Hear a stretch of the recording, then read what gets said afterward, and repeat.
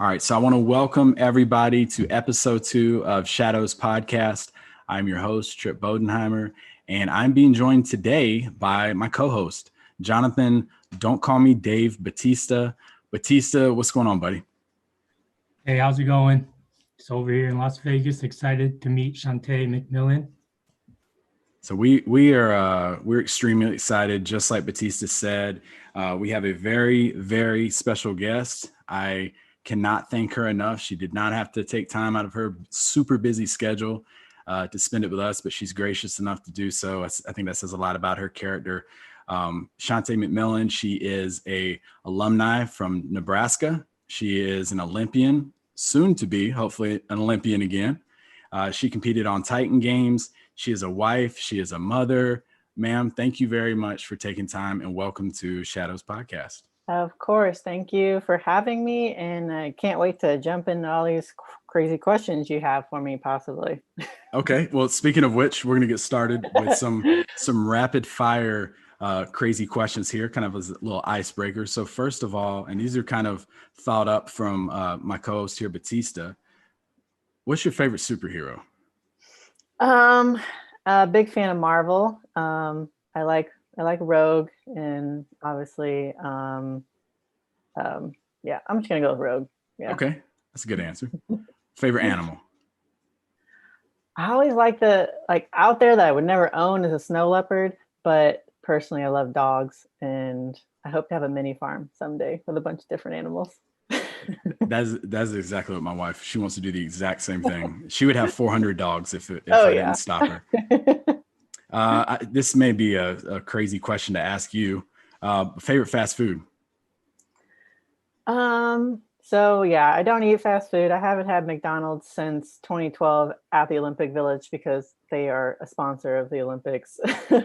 But I do enjoy eating like local cool restaurants that are like here in Alabama. We have an Indian place that we enjoy getting randomly. So just trying new foods. I like that. That makes me feel so bad. You said 2012 McDonald's, and I had McDonald's like just the other night. So I'm so proud of myself for not doing that. Like 2012. That's so long ago. Keep that going. That makes a good conversation anywhere you go. Yeah. This next question, Batista and I are asking for friends of ours. Backstreet Boys or NSYNC?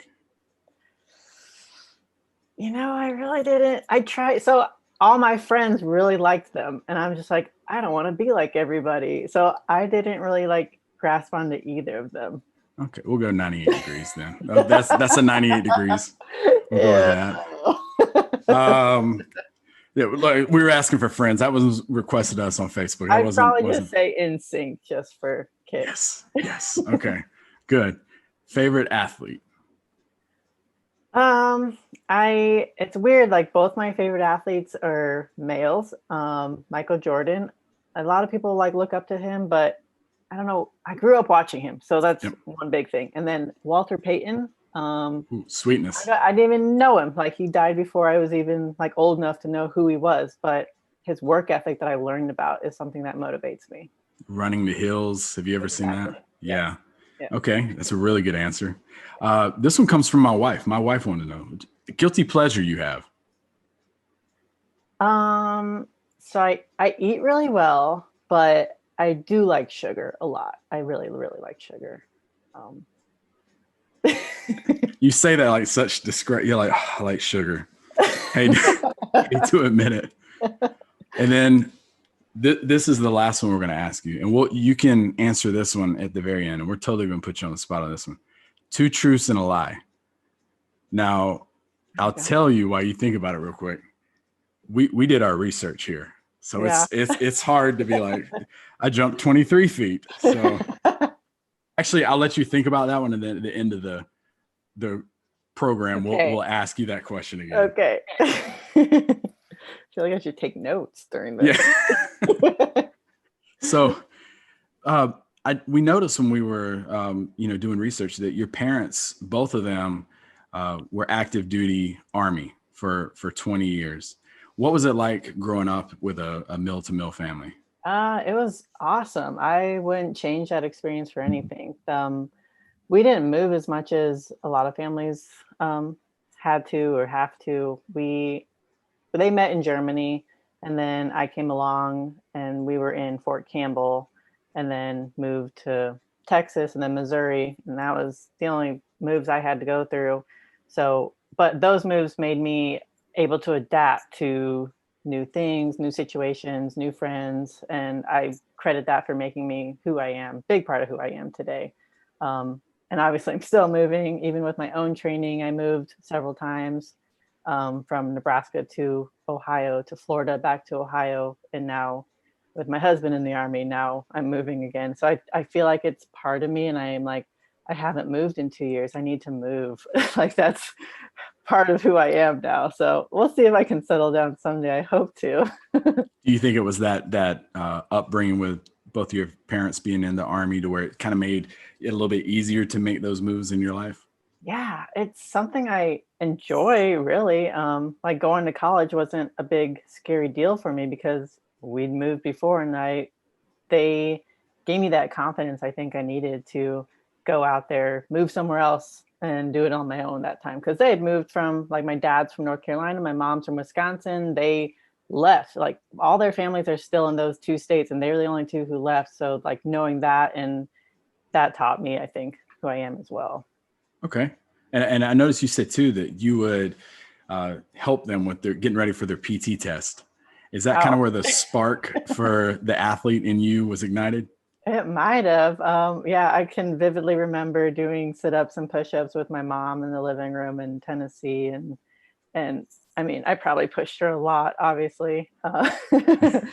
But I was actually very shy as a kid. I didn't even want to be involved in any team sports. It made her buying me a pair of soccer cleats to get me out onto the field. Like, she bought them, and I was like, that day that we signed up, I was like, no, I don't think I can do this. And she's like, no, I bought these shoes, so you're doing it. And that's the only reason I played team sports, like started in the 4th grade. But yeah, I guess that's probably part of the athletic background too. Okay. And So then, go ahead, Batiste. So usually when you ask people, what did your parents do in the military? They're like, I think they were soldiers. Do you know what your parents did in the military? Yes, my mom started out as an MP, and then she became a nurse, getting her education through the military. And then my dad was supply. And what does your husband do, if you don't mind me He asking? is becoming a helicopter pilot. Oh, awesome. Yeah, Well, so he's looking to get into medevac from here after this. Wow. Yeah. That's the answer. We when people, I can't remember how many times I've been either sitting next to someone on a plane or I've been somewhere shopping, and they're like, "Oh, you're Air Force, you're a pilot, right?" Right. Nothing to do with it whatsoever, but yeah, you just go like, yeah. Right. Well, definitely thank you to him for his service. Oh yeah. As well, and you for spouses, I think go underappreciated a lot. So it is tough. I do a lot with them. Yep. As I'm finding out. So you attended high school at Rolla. Did I say that right? Rolla High School? Rolla Yep. High School. Yep. And you were a long jumper. You won the Missouri Class 4 state title in 2004 and 2005. Yeah. You were a high school All-American, finished 3rd in the long jump with 19 feet 4 inches at the Nike Outdoor Nationals. I did. I think if you flip that number, I could not jump that high. So very impressive. When did you realize in high school, like, I could do this at a collegiate level? Probably 8th grade, actually. We all did track and field in 8th grade, my friends and I, because soccer wasn't available for us. So I broke the high school record in 8th grade. And so the high school track coach was like, yo, well, he didn't say yo, that's not something he would say, but he's like, you need to come do track and field, pretty much. So my mom and I had a long discussion before going into 9th grade, and I made the decision to go the track route, and all my friends went to soccer. So in high school, I just kept getting better and better, and mail just started coming in from schools across the country, and I landed on Nebraska. So with all those schools, I know that's got to be kind of surreal, just getting letters. I know, like Ohio State, LSU, you were getting letters from schools like that. Yeah. What was it that made you settle on Lincoln, Nebraska? Yeah, it was close to home, but not too close. And then I wanted to win a Big 12 championship. They were Big 12 at the time with a championship as a team. And then at the time, they also had one of the best horizontal vertical jumps coach in the country. And that's why I was going there for long and triple jump. Okay. Is it Gary Pepin? Is that how you say it? Gary Pepin. Yeah. Okay. Still coaching there right now. Okay. I'm lost a little bit. I'm lost. So you, was it a natural talent that you had? Were you just like the type of person just jumping from place to place and they're like, hey, put that person in an event? Like what, something's missing. What, or did it take time? Did it take work? Were you like inspired by long jumping? What happened? I don't know. That's a good question. I never thought about it. I mean, I was one of the fastest. I was the fastest. I'll say that. I was the fastest girl that my friends. So of course I could run circles on track. And then I think I just saw it and I was like, I want to go run and jump and see how far I can jump. And then it was good. Like I didn't start triple jumping until I was a junior, I believe. And both of those are what people like to recruit for across the country. But I also tried other events in high school, and that's how I became a heptathlete later on. It's just having the background in all those events. But yeah, I don't know. I guess I like being explosive and just jumping. Yeah, I don't know. When you broke this high school record, was it like, oh, okay. Was it a surprise to you, or did you work to break the high school record? It was a surprise. Yeah, it wasn't something I was aiming for. I started my list of goals later on, probably my sophomore year. I think I made a sheet of paper of like all the high school records I wanted to break and have that on my wall to look at every day. Nice. Yeah, I broke my high school record, but the school was only open for like 3 years. I broke it my first time too, and I was like, whoa, okay, I guess I'll take it. But let's see. So was it like impact? So wasn't what record like hit you like you were like, whoa, I'm something. Like was it that first one when you broke the high school record, like, okay, I guess I got something here. But what was the one that was like, oh, I might have something here? I don't think I ever had that feeling. I was just, I honestly, I didn't know that. I mean, in Missouri, there wasn't a lot of competition from meet to meet for me. It was just really me competing against myself throughout those 4 years, with meeting one girl every year at state for sure. We actually ended up going to Nebraska together. But yeah, there's only competition at state for me every single year. So that's when like once a year, I guess, is when I knew I was good. I don't know, good enough to be at state, obviously. But I don't know, I was just in my own like lane with my blinders on, just wanting to break my own records every year.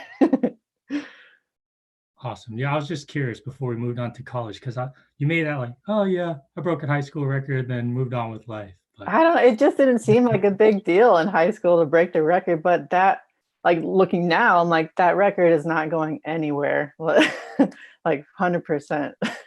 hey, I actually have my junior high record for speed walking a mile. I was the fastest. Oh. Still holds. I don't know the last time you did. Check you out. But it's pretty awkward. I actually have a really good friend who was a race walker for the Olympics. I didn't know it was called race walker, but okay. Yeah. Now you got a name to tell people. Now you can be like, I set the race walking speed for my high school. I'm gonna change my name to Jonathan Race Walker Batista. So you mentioned heptathlon. Mm-hmm. For someone listening that has no idea what that is, how would you describe it? Yeah, I didn't even know what the heptathlon was until I got to college.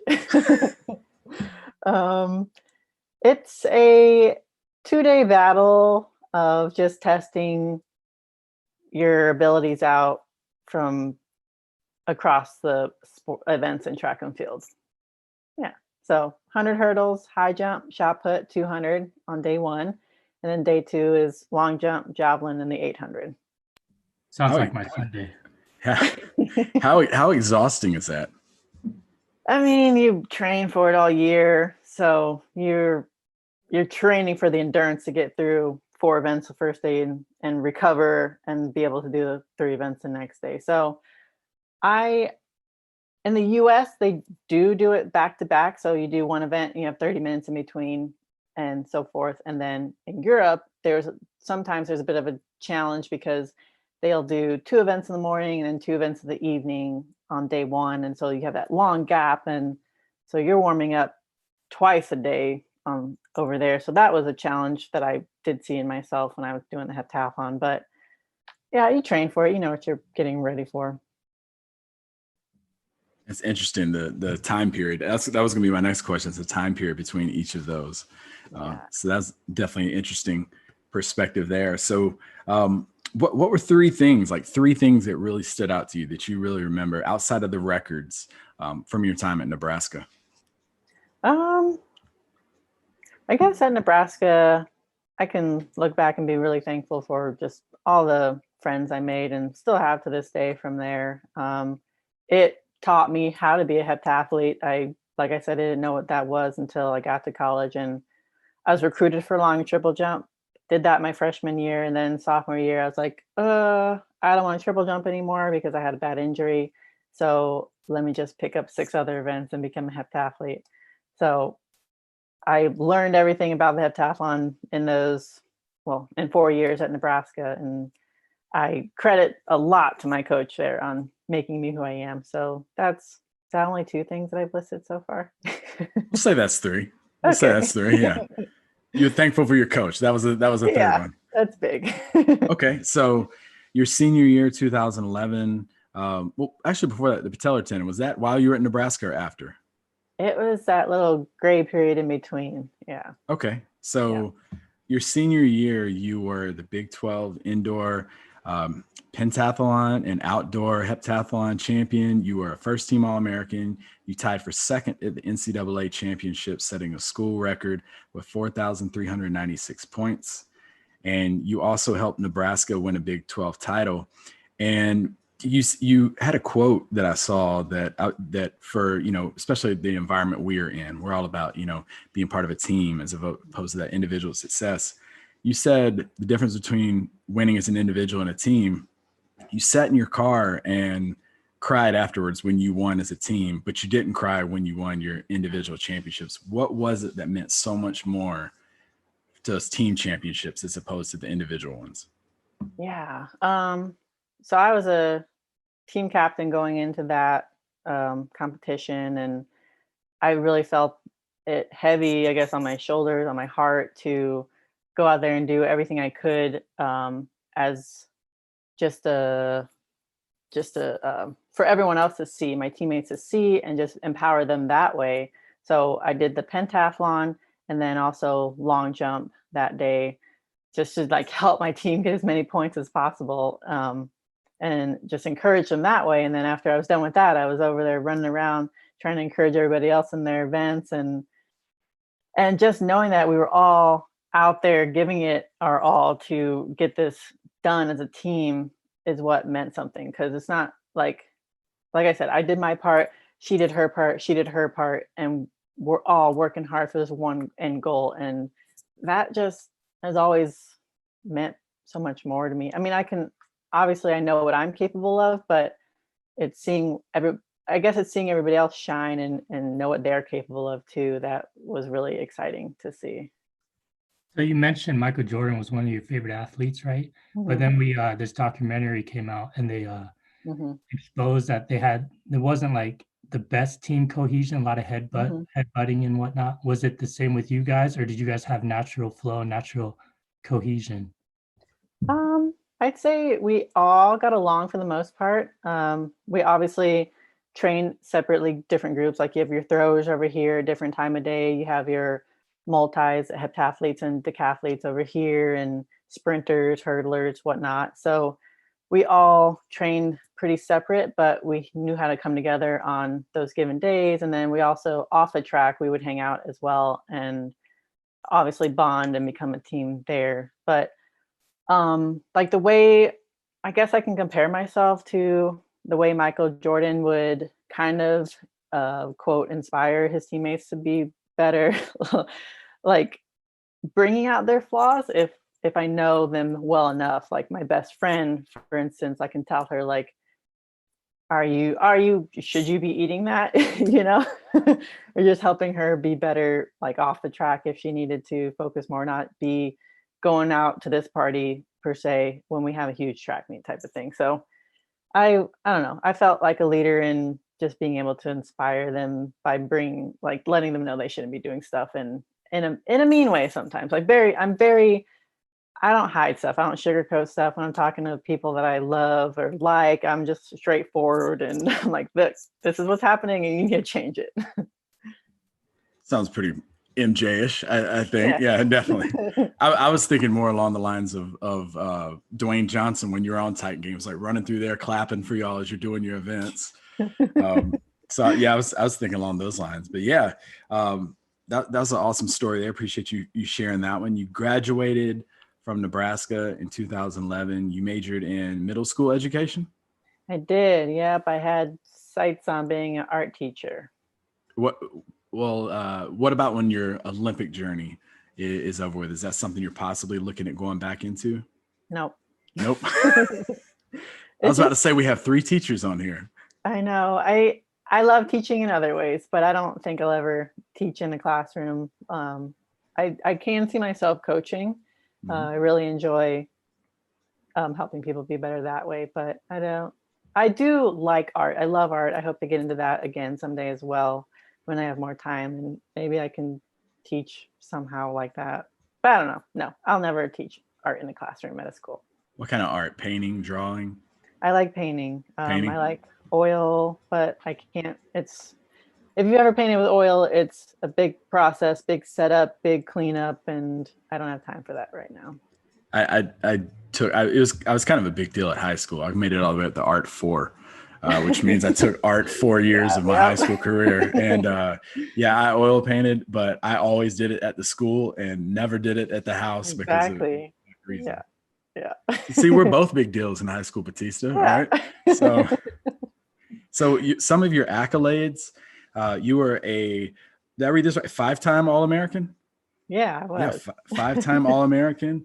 This is stuff I would like if you ever go out and eat fast food again, I would like introduce myself like this when they're like, what is your name? But 5-time All-American, 4-time Big 12 champion. You set 2 school records, team captain 2009, 2010, and 2011. Some crazy accolades there. When was that moment where you're like, I'm going to compete? I could compete in the Olympics. Yeah, that came.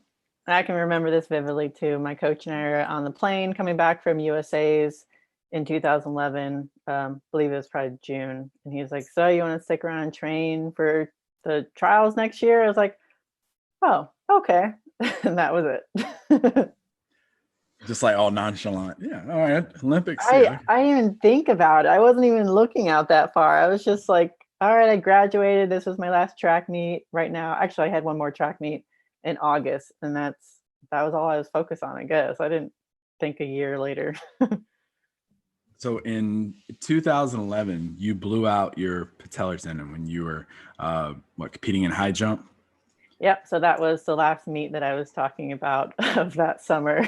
Okay. So that last one. So what happened at that? What was your mindset? Because you were already focused on the Olympics. Like, walk us through what went down with that. Yeah. I honestly, I don't think I was even still thinking about the Olympics then. I was just still being like a kid. I don't know.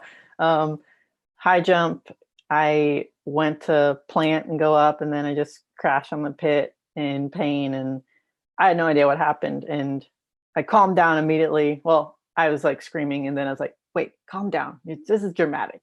And then I walked off the pit all the way across the infield to the other end and was in the tent for a while. I'm like with a PT person, a acupuncture lady, and I'm like, you have to get this working again. I have to get it back out there to shot put.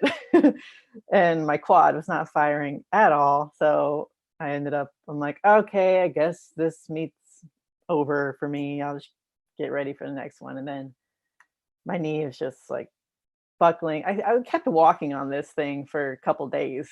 Like, I had no idea what happened. And I was out in the middle of California, and finally I made it back to Nebraska, got my MRI, and my PT there is like, so it's not your ACL, but it's your patellar tendon. I was like, oh, okay, I don't know what that means. And still, yeah, I wasn't worried about it. I was just like, all right, injury, gotta get surgery and then rehab and then get back out there. That was all I saw, really. This next part is what I think is just absolutely mind blowing to me. I was telling you before I came on here, you know, I like pull a muscle in my back, and I have a tough time doing cardio for 9 months. But you rehabbed for 6 months after surgery and rehabilitation. You were in Pittsburgh, and then you went to Dayton. Yeah. Is that where you met your husband? Yes, eventually. The second time around in Dayton. Okay, so you went to Dayton, and you were a volunteer assistant coach for the Dayton Flyers as well. It was, yeah. How was that experience? It was fun. Like I said, I probably will coach someday in some form. So it was nice just being around. I just love helping athletes be better and feel the movements through track and field in different technical aspects. So it was cute, I guess, at times. So like see them do it wrong, give them advice, and then see them correct it. I'm just like, yay. Yeah, you'll be a coach. You'll be a coach. So 9 months after your injury, you competed at the Olympic trials in Eugene, Oregon. You not only did you compete, but you set a personal best in 5 of the 7 events. Yeah. Coming off of a patellar tendon injury, you set a personal best in 5 out of 7 events, and then you qualified for the Olympics. Take us from that moment where you walk off and you're like, okay, I think I've hurt my leg, to now you go to the Olympic trials. Yeah. So I guess through that summer before I got hurt, I was already talking to a new coach. He was coaching the best heptathlete in the States at the time, Heileats Fountain. I was like, why wouldn't I want to go train with the best heptathlete in the nation? So I was set on that. And then that was in Ohio, and then hurt my leg, and he recommended I went to Pittsburgh. And so I was like, all right, I'm doing that. That's what you said. So just picked up everything, moved to Pittsburgh, and I trusted my PT. This guy I just met, I trusted everything with him, and we worked together like 6 months, and every single day I just did what he prescribed, and that's it. Like if I don't remember myself thinking any different at any moment, like thinking like this wasn't gonna work or this wasn't gonna get us to the Olympic trials. I was just like, yeah, this is working. I trust you. And then I've mentioned this before. I remember one time really breaking down. I couldn't progress to the next exercise like I wanted, like that he wrote down for me. And I was super upset, started crying, and he talked to me and was like, look, we're gonna have days like this, but just back up, we'll do yesterday, and then we'll progress to this step another day. And I was like, okay, you're right. But yeah, it all worked out. Got on the track after I worked with him, and I was on the track for 4 months with my coach in Ohio. And I don't know, I remember the first day that they, like, both of them let me run. And I was like, how's it look? He's like, we got some work to do. But we did it, made it to the Olympic trials, and like I had nothing to lose. That's the attitude I went in with. So just that let me leave it all out there in every single event, and it worked. What was wrong with with your run? Were you running the wrong way or something? I was limping, like I wasn't fully using my quad. I wasn't using my quad really. So you find out that you're going to London for the Olympics. I remember watching that Olympic ceremony, which I think is really cool about having you on here right now. But I remember watching that. What's going through your mind when you're wearing the red, white, and blue and you're walking out there at Olympic Stadium for those incredible Olympic ceremonies? What was that like? I think I told myself, like, this is happening. Like, this is really happening. And I really just wanted to be in the moment throughout the whole thing. And I was looking all around, taking in everything, flashing lights of the people around me. And like I have chills talking about it. But like one thing I remember is connecting with people in the audience who were like waving our flag and just making eye contact with them, like, yes, I'm representing our country, and here you are with our flag. And it was amazing. Yeah, I tried to I stood by who did I stand by? I'm pretty sure it was Kobe, throughout the when we walked in, just so I could get TV time, and it worked. That's the right person to stand by. Exactly. I know. That's super cool. And you got the Olympic rings I under your arm, don't do. you? Yeah, that's see it every day. I would Good. have done the exact same thing. Yeah. I probably would have put it on my neck or something. I would have been let everybody know. That's gangster. I don't think I could have a neck tattoo. So my husband won't let me. you, so you may go back to Tokyo. So there you go. Yeah. So you finished 29th in the heptathlon, and you said, I was there. That was my experience. I left there happy, but still hungry. And then you also had the flu as well. I saw you on Titan Games. I saw on Titan Games when you were not successful on there. So I'm imagining like, oh my God, what would your mindset be? Were you just happy to be there? Did that kind of ignite the flame for you to eventually go back? I knew I wasn't going to medal, but I still went in, and I was working my hardest to do my best there. And then, like I said, in Europe, they break it up. The events are broken up. So that day it was long jump, javelin in the morning, and then we had a long break, and the 800 was in the evening. So I went back to the village, took a nap, because I was like, what are all the other elite heptathletes doing? Okay, they're taking naps. I'm going to take a nap. Like, I've never taken a nap in between events ever before, but I had no idea what I was doing. So that's what I did. And I woke up freezing. My head was pounding. I had no idea what to do. I was just like, all right, get on the bus, get back to the track. Like, I'm a hot mess. And I couldn't communicate with my coach, because this is my first international meet. I've never done this before. We were communicating through WhatsApp, and most of the time we didn't have internet connection. So I had no idea how to communicate to him that I was sick and I'm going to go, but I have no idea how I'm going to get through this. And even when I was warming up, like every step I took when I was jogging, my head was just like pounding. I was like, all right, you just got to finish the heptathlon at the Olympics. So there's a picture of me on the internet, just like standing on the line, like looking like death. And I know what's going on. Like, no one else looks at that picture and is like, oh, she looks like death, she must be sick. But I know. So that's that picture. And I went out just stupid fast in the 800 and ended up dying. And then I don't know, my shin, I ended up getting a stress fracture in my shin too. And I mean, me saying all of this, like, I was sick and I have a stress fracture, that just really sounds like a bunch of excuses from myself. And I hate saying these, but those are the things. And I left there just ready to get back out there and train to make it to the next one and do better. So, yeah. So you finished the Olympics, you got that amazing experience under your belt. And I have to ask you this as a dad. So one of the next things was the ESPN body issue that came out. I know if back to Felicity. Sorry, I don't mean to interrupt. Can I share this picture? I think I found it. Oh, the one on the line? Is that okay? Yeah. Yeah, let's see. Maybe this is it.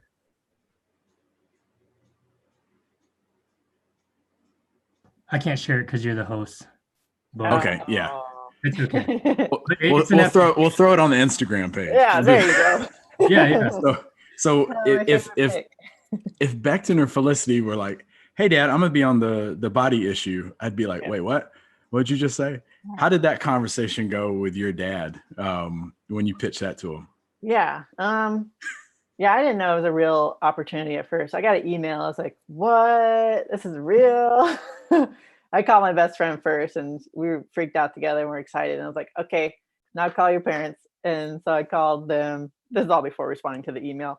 But yeah, I felt like they were okay with it from the beginning. Like, I wanted their permission to go out and do it. And of course, with my art background, that's how I saw it, just like an art opportunity. And then it was funny afterwards. The magazines got printed and they sent the box to my house in my parents' house. So I was like, go ahead, open it. And so my dad opened it and I was like, what do you think? He's like, there you are, all of you. So I don't know. That's all I know. I think Batista and I are gonna start sending some emails to ESPN. I could be on there for Art 4 and he could be on there for Speedwalker. So maybe next year. It was at a desert. It looks like I'm looking at it right now. It was, yeah. We they flew me out San Diego and then we drove 2 hours back east into the sand dunes. Okay, yeah, I know where that is.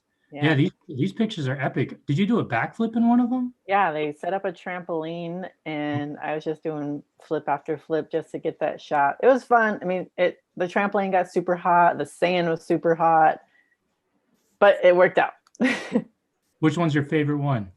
I'm probably just gonna be biased and go with the one that made the cover. Yeah, awesome. I like the javelin one when you're throwing it. Yeah, those are cool. Yeah. Javelin ended up obviously being my favorite event out of the 7. So after that, and I talked to you before we came on here about this. So I lost my father, 1993. It was 20 some years ago that I lost my dad. I was 11 years old, and I did an article on my dad called "Unwritten Influence" on the Llama Lounge page, and I was talking about what he meant to me. I haven't talked to him in 20 some years, but I still remember so much of what he taught me in the little amount of time I had. And unfortunately, you had lost your father in 2015. And I read the Love Dad piece that you wrote in the Dayton Daily News. What is it that you carry with you to this day, that a reminder of him day in and day out, that his legacy still lives with you? Yeah. I guess looking back, well, he was a hard worker, and that's something that I continue to try to do to make him proud. And I know he's watching. I feel that all the time. And that's why I'm still doing this, is because I feel like I have a lot of athletic talents to still expend. And so as long as I'm doing this, I'm gonna make him proud and remember his work ethic while I'm doing this, and know that, like, if he was in the stands, like, well, I'm just going to say he's going to be in the stands at everything I do. And that's one of my motivators, is like knowing that he's there. He knows that I'm going to do my best in that moment. So I need to continue to make him proud, and leave it all out there, because that's how he would want it. That's how he went about everything that he did, from just cutting grass to maintaining our house to being in the military. Like, everything I saw him do was just always like top notch to me, and I just want to be like that, really. I think your resume and even for people that follow you on Instagram and see how dedicated you are to family, I think you're definitely living up to that and making him proud with who you are today. So thank you for opening up with that. Yeah. So you went to the Olympic trials, and this was kind of well, with this podcast, we talk not just about the glamorous moments of people's careers, but kind of those the low points in their career. Between losing your dad and then not qualifying in 2016, like, what was your mindset at that point, from everything that you had been through? So August 2015, he passed away unexpectedly, and I was in the midst of still training. I had one more track meet that I was going to go to in September, I think. Yeah, the end of September. So I took a month off, and then I called my coach and I stated I was ready to go. And I think he was very surprised, actually. He had lost his dad a couple of years earlier, so he was there for me in that way as well. So, but he understood me and he gave me my workouts and got me going again, because that's what I needed. That really helped me. So training, I went to that meet. it was fine. It wasn't anything special, but I was there. I got through it.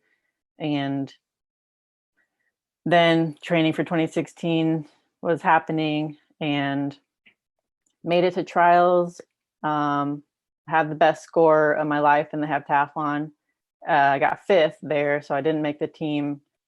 So I left there really proud. I held my head up high and I was fine. I was really fine. Then my coach came and hugged me. He's like, "Your dad would have been proud." And then I just broke down crying. And if anybody was around, they're probably like, "Oh, she must be really sad she didn't make the team." And I was like, "That's not it at all." So I was fine with everything that happened at trials. Then I had 2 more track meets after that meet. And by then I was getting to the point where I was like, I think I'm done with the heptathlon. So those last 2 meets didn't really, the middle one was fun, I guess. And then the last one, I was just like, nope, I think I'm done. So that was it for the heptathlon. And then I guess after that, I almost felt maybe even after 2012 to even now, it's been a big journey of not really feeling proud of being just being an Olympian, because everybody always asks you like, "Oh, did you win?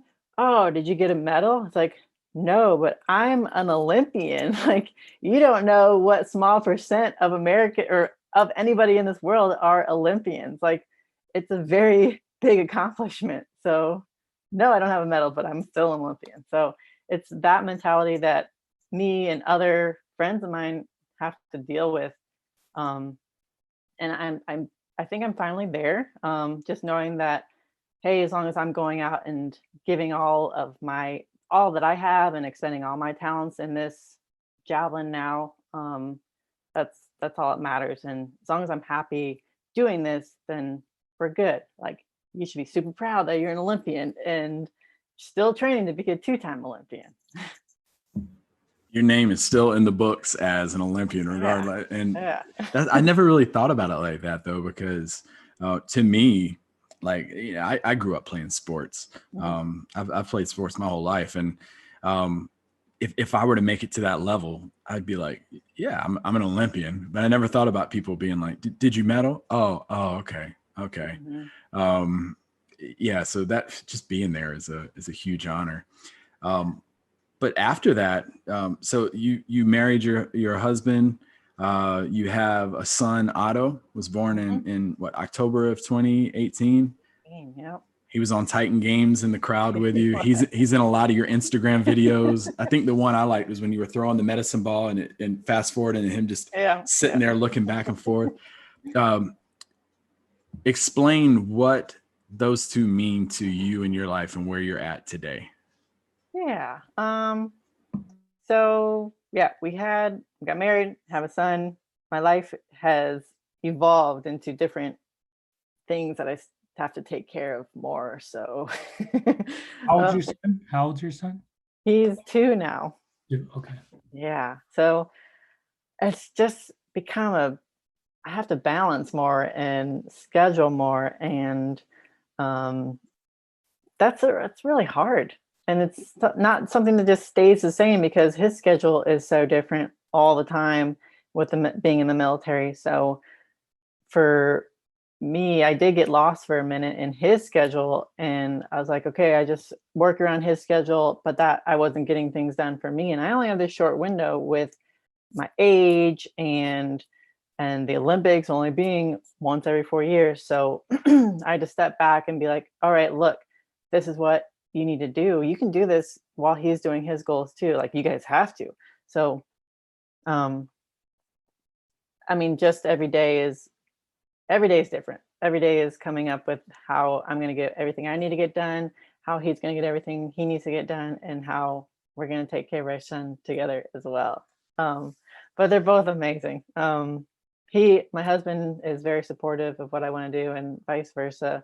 I think it's stinking amazing. He's flying helicopters. And then I just hope my son can I don't know what he's going to remember from this age. Probably not a lot, but he's obviously going to be able to look back and see himself on the Titan Games. And I just hope he can see how amazing both of us are and how hard we're both working. Batista, her son has met The Rock, and you have yet to meet him. I'm just throwing that out there to you. So you're in the terrific twos then? Yeah. I'm in there too. My son Ezekiel is in the terrific twos as well. So that's awesome.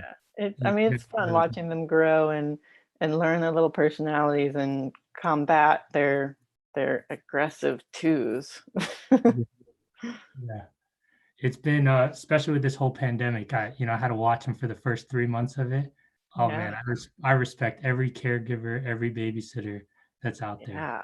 It's all happened. I've been slapped, I've been spit on, I've had every emotion, and yeah. I've shared every emotion with them. And then we have to put on the Sesame Street and then watch the emotion shows together and talk about emotions.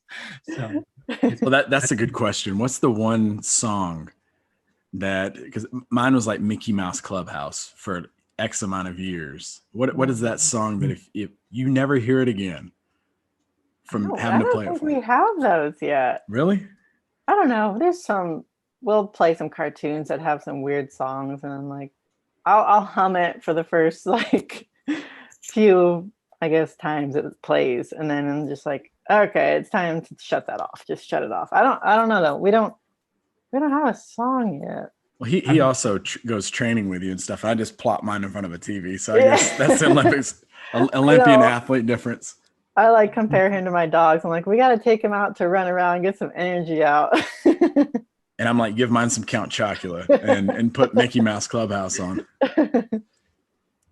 I've been singing Hush Little Baby the last 3 weeks every night to him. Yeah. And then he sings it to me, and then I just start crying like a little baby. Yeah. We'll do patty cake at night, and it's fun to see him do little signs with it. Yeah. How like Americana are you and your husband? One is a pilot in the Army, and you represent us in the Olympics. It's too much. Yeah, you can't really get a whole lot better than that. So yeah, hopefully it turns out to a really good story. Exactly. Hopefully it has like gold medalists like at the end of that as well. So the next thing that we want to talk about, I'm actually really excited to talk about this one, Titan Games. Mm-hmm. So we got Titan Games. You were able to compete on season 2. It just recently came on. It's still on Hulu. I just watched some episodes of it the other day. What was the selection process like to get picked up for Titan Games? I think it varied from person to person. I got an Instagram message that invited me out. I didn't think that was real either. And then I got an email following up. So I knew it was legit. And then I did a little Skype interview and I passed that and then got invited to a combine the middle of January out in LA. And then past that, got a call and said I was invited to the show. Did The Rock, was he the one, Dwayne, was he the one doing the interviews or? No. You got to meet him once you got the Titan. Once we got there, and we were there for a couple days, and yeah, we didn't know when we were going to meet him, but he surprised us one day. So I actually met him a couple of times when I was younger. He probably doesn't remember, but we met twice, and Batista has sent him numerous Instagram messages, and he hasn't responded. But I still think it's cool that your son has that experience of. Yeah, I got this fist bump The Rock. That's why Bodie shaves his head. Yeah, Michael Jordan and Dwayne Johnson shaved their head. I'm good enough to do it. But I do message him like every chance I get if it reminds me. And I really do. And then I didn't realize he has 200 million followers, so I'm probably on the wait list. Yeah. He'll get to me eventually. Like I said, he probably doesn't remember me, but I have pictures. Dana White. So. Him and Dana White are the only celebrities I message on Instagram. All the time. Maybe one day they'll hear one of our episodes and the Rock will be like, maybe I need to go through my Instagram messages. Yeah. So you got selected, 18 out of 100 women that went there. What did y'all have to do?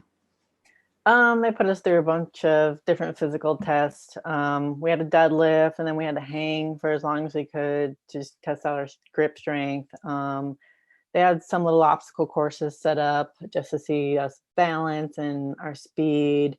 And then they also had one course set up that was actually kind of similar to the one where I swung and kicked those things. Did that, and then they also let us run a 40. So just different physical things. What would you say was like the biggest difference endurance wise from the Titan Games obstacles as opposed to the Olympic training that you had been going through? I'd say having my heptathlon background really helped going into that. I didn't change my training at all going into that show. A lot of people did, but I just showed up, and that's that. Like, I was still training for javelin while I was there. We filmed for 2 weeks, so the first week I was able to keep to my training program pretty well. Then the next week I was getting more exhausted by the day, so it was hard to keep up with my program. And y'all were in a like, did they have y'all in a hotel or something during that time? We lived in a hotel for 20 days. Hotel for 20 days. Okay. Yeah. And you had your mom and Otto My over mom you, right? my mom came and helped with my son. That was a blessing because my husband was on lockdown and yeah, couldn't get away. When we watch, the obstacles that you were doing, like you did launch pad, Herculean pool, all that. What was the time in between those events, like real time? So let's see. I competed against Alexis first in 3 events. So day 1 we did 2 events. And then the next morning we did our 3rd time competing against each other. And then the way the Mount Olympus was broken up, I was supposed to run Mount Olympus 3 times in one day, and then they just clipped that to the end of every Monday night. So that was exhausting. What in the world did that do to your body running Mount Olympus 3 times I in just one looked day? at it. Yeah, I mean, I looked at it like a heptathlon. It's almost kind of less work than a heptathlon. I was just competing for less than 5 minutes, going through that obstacle course completely, and then I recover and do it again. It's pretty interesting you say that, though. Like the heptathlon got you prepared for that, because there were a lot of other athletes on there that played like one sport, and they seem to struggle with it a lot more than you did. Yeah, obviously I got hooked up on the log carry thing when I had to connect or latch it on, but I did think I was going to have troubles with that going in just because of the weight of it, but that wasn't obviously the issue. And then, yeah, everything else was kind of fun. I didn't really enjoy that little wheelie thing in the center of Mount Olympus. That was kind of like, I felt like that was like wasted time. That's the like, big wheel you had to kind of turn. Yeah. I felt like it could have been a cooler little thing in the middle. I don't know. I'm not the producer. I'll hit up DJ on Instagram and tell him to change that one up a little bit. I'm super curious. I'll hit up D Wayne too and let him ask. Cool. Yeah. Well, we can all do it, and it should work out then. I'm curious, Kate. You seem very calm, and you know what's really hearing your story. It sounds like you just take one thing at a time. So maybe the heptathlon and Titan Games is like suited for you. But like, I'm curious, are you always just this calm through the events? Like, I'm watching you go against Clarissa Shields, right, on Titan Games. Yeah. And you're obviously destroying it, but you obviously want to like be 3 miles, 10 miles ahead of her, right? But what's going through your mind for each event? Are you like, oh, I have this next event? Do you have this inner voice in you that's like different than your outside appearance? Is there something that's driving you? What's going through your mind? Yeah, 100%. There's that inner voice. I'd say I'm more, I'm fired up on the inside about things like that. More so angry as well. Like going into the first event, I lost my first competition against Alexis, and that like taught me how to prepare for the next several competitions. I was like, okay, this is the mentality it takes, and this is the physical abilities it's going to take to win the next one, the next one, the next one. So that the biggest thing going into every competition was just like rehearsing every movement I need to do, every mindset that I might come across through the midst of the whole competition or preparing for, and then in between. So Yeah, I'd say I'm very self-driven, intrinsically driven. So there's a lot always going on in my head. But I am very chill in real life too. But like going against Clarissa Shields, I was super nervous, but I just kept going through each part of Mount Olympus and how I had to get through it. And then I was prepared. I was like, okay, so she is a boxer. She's got good endurance. She's got good strength. You need to be prepared for that. Like, I thought she was going to be a lot better competition. We've talked about this. Her and I, we're cool now. She actually wanted to, like, she's like, hey, I need a rematch in the boxing ring. I'm like, that's not going to happen. That's not fair. But yeah, I was super nervous going against her. And so I told myself to get out as fast as possible and just get through it as fast as possible. And that's what I did. What kind of music do you listen to get amped up? Oh, it's different day to day. Some days I have 3 Days Grace. Is that the band? Is that the name? Yeah. Okay. Pain, that song. And then some days it's just like R&B that I need to listen to, especially with what I'm focusing on throughout that workout. If I'm sprinting, then I can listen to a little more lackadaisical, whatever I want to listen to type of thing. Like it can be up tempo or low tempo.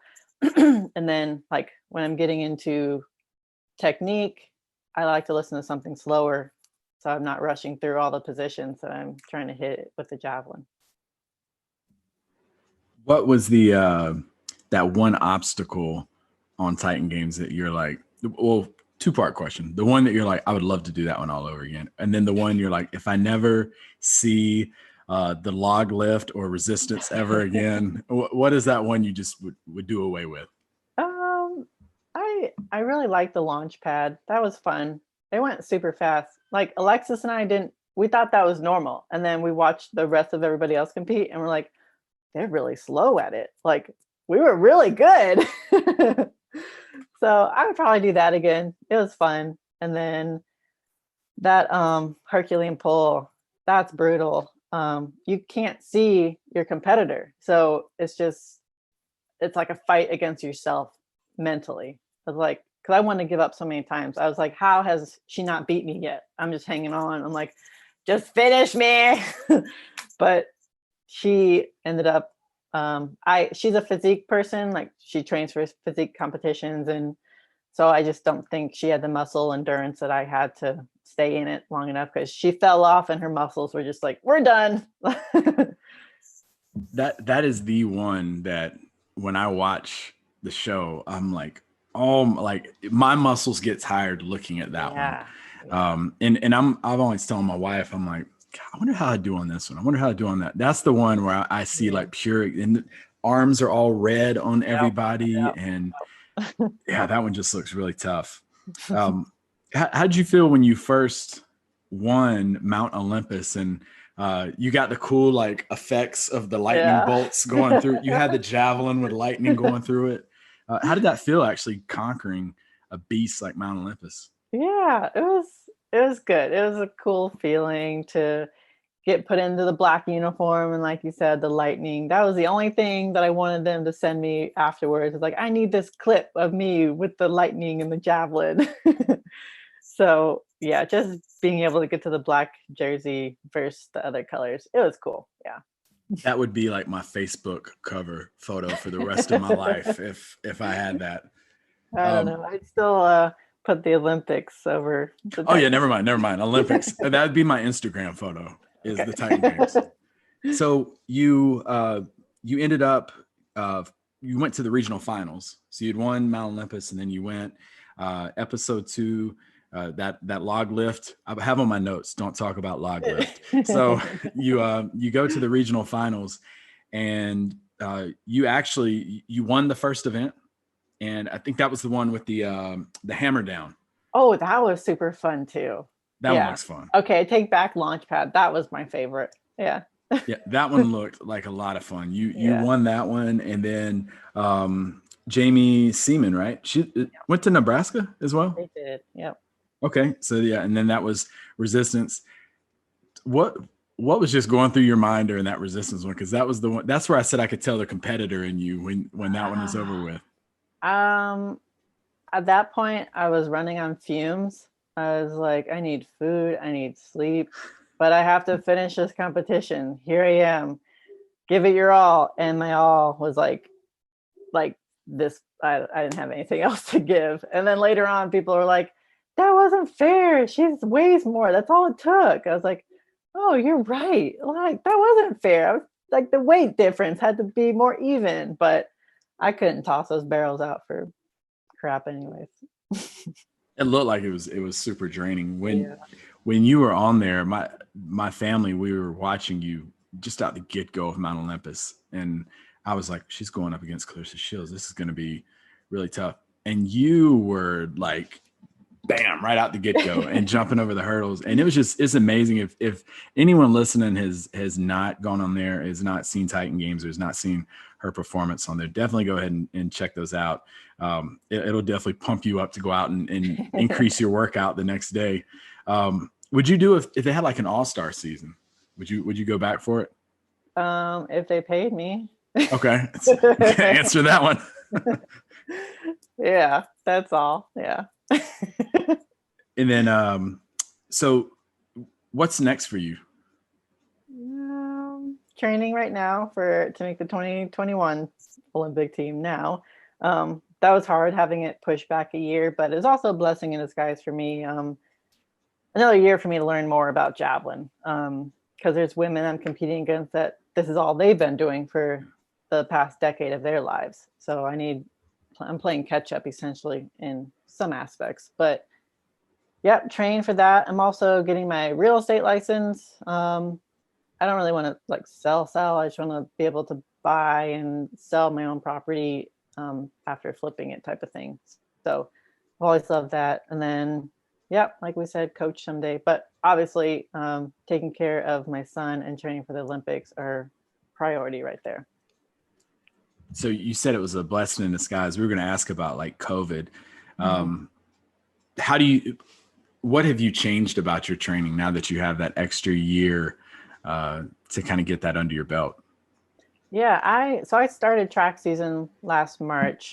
I had 1.5 meets, because the first meet I didn't know it was a grass runway, and the grass was also very saturated from rain the night before, so that wasn't conducive for planting and javelin. So I just left there after like practice throws. But so I had 1.5 meets, and I was very anxious going to those meets. I was like, you have to throw the standard to get to Olympic trials today, so go get after it. And then I would fail myself by not throwing that and be really down and out. And I'm like, oh my gosh, you have to have this by like yesterday, but trials are not till June, the end of June, and it's March, and I'm already freaking out. So I wasn't really like at ease with everything I'd done. It was almost like I'd get to the track meet and everything I'd done in the past just left my head, and I was just like reverting back to old habits, and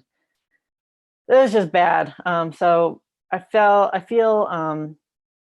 at ease now, just knowing that I have more time to become better, and I take full advantage every single day that I go out and throw. I'm throwing twice a week right now, so it's good. Yeah, like I said, I'm really happy to have this year, and I like my coach. I sent him video, and he's like, just amazing how far my throw has come from just like a year ago. So it's good.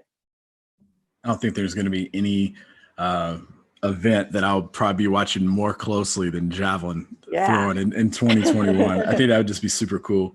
So the balance, like most people out there, they work, just like a 9-to-5 job. They also have family. You are training for the Olympics, and your husband is a pilot living the military life. How in the world do you balance working out with family?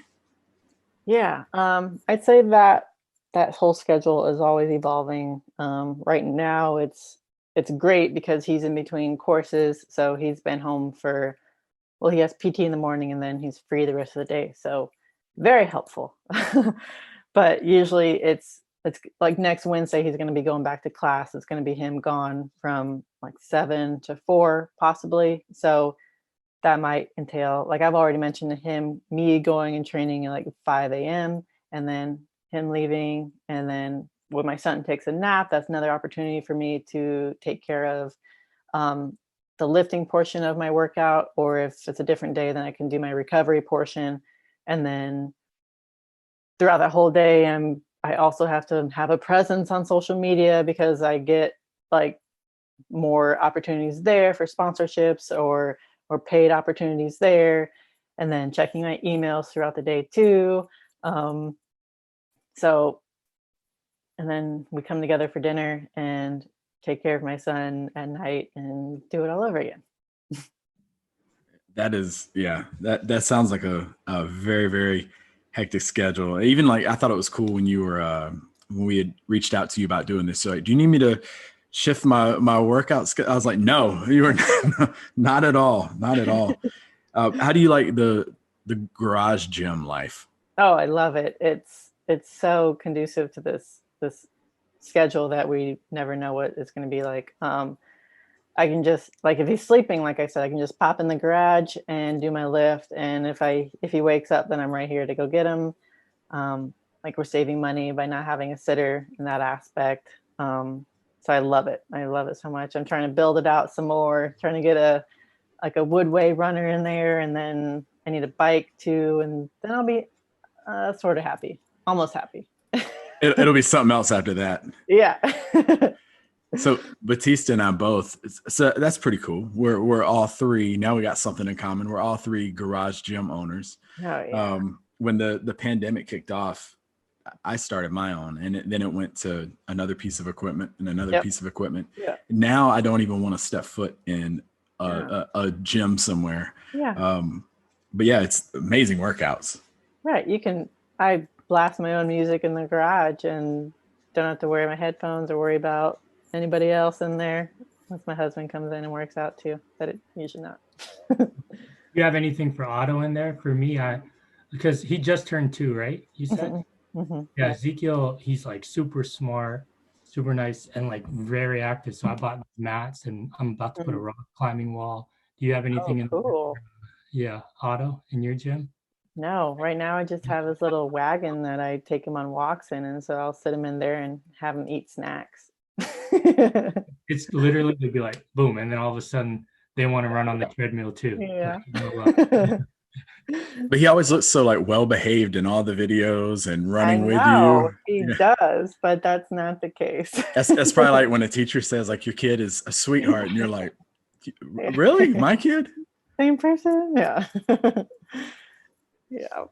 So outside of, training for the Olympics, getting ready for that, as we kind of wrap this up, what do you, at the end of the day, because your name is going to be in books, hundreds of years from now, when it says Chantae McMillan was competing in the Olympics doing this, what do you want to be known for when somebody mentions your name 75 years from now?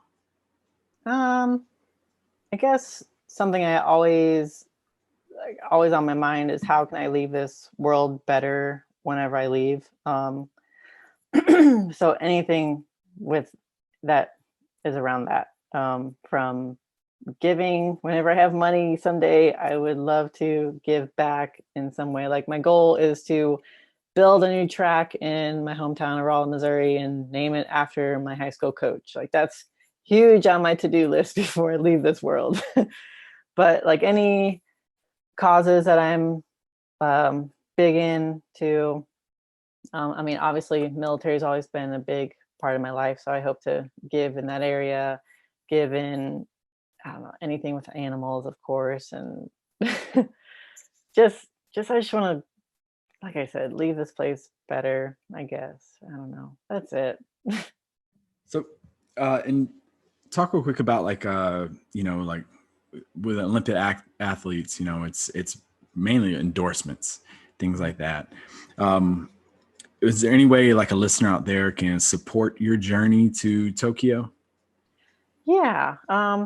So right now I'm actually in the middle of starting my own nonprofit, and hopefully I can, obviously I'm going to keep everybody up to date when that is going, and they can donate to that, and we can do something on later on with that money that's been donated. And then I'm always looking for donations, sponsorships, any companies that want to work with me that are, I guess, our missions align well together. Like that's really big for me. I don't just work with Joe Schmo because they have a great product. Like I have to believe in them and they have to believe in me. Mm.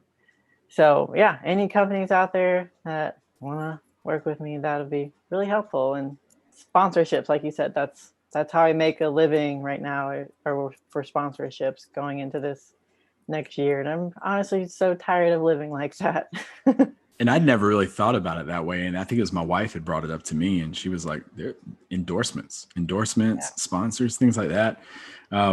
If somebody is listening to this and they want to follow you, like Instagram. Yep. Instagram is where I'm most active. I have a blog, but I barely blog, and I'm trying to do that. I just talked to my husband. I was like, I need to do this. He's like, yeah, why don't you do it every Sunday? I was like, I'm going to do it every Sunday. Yeah. So this Sunday, we're going to have a new blog out. You looking forward to that one? Yeah. So, and then my website, like I told you, I run my own website. So that's where, if there's any updates, I'll have my track schedule up there once I have put that together for the following season, once we know more, obviously, with COVID going on. But yeah, looking forward to training until March when season starts, and then making the Olympic trials in the end of June. Nice. Yeah. So I'm definitely looking forward to that. I bet the anticipation is probably rising as it gets closer for you. Yeah. I mean, being pushed back a year is like, oh, come back down. And now it's like I said, chill mode. And then, yeah, it's so fun. It's just crazy training for it. Yeah, and if you haven't checked her out on Instagram, definitely check it out. She's got all kinds of workout videos from the garage, from out of the track. Always has, most of the time has Otto right there with you. There's a pretty good one I liked the other day of him running out there with you on the track and stuff. Yeah. So yeah, it's a really good way to keep up with what she's doing on her quest to Tokyo. For two truths and a lie, we hadn't forgot about you with that. Oh my goodness. Now you're on the Okay. spot. Now you're on the spot. I know, true truth and lie. I want to drive in NASCAR. I want to own a mini farm. I want I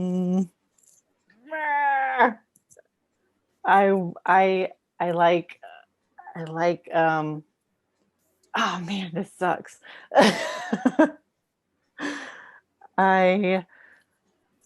You can thank Batista for I this, by the want way. a neck tattoo. Okay. It's the truths are definitely the neck tattoo after Tokyo and the farm.